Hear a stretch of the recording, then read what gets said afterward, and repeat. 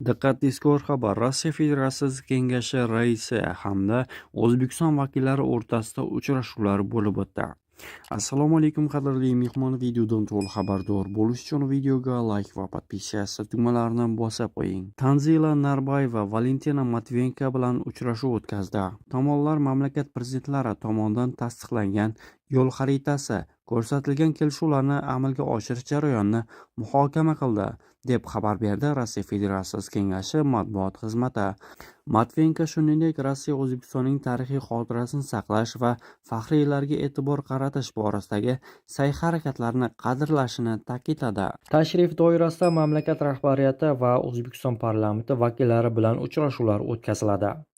Bundan tashqari, G'alaba kuni arafasida Matviyenko Toshkentda urush faxriylari va Leningrad qamalidan jabr chekkanlar bilan uchrashadi.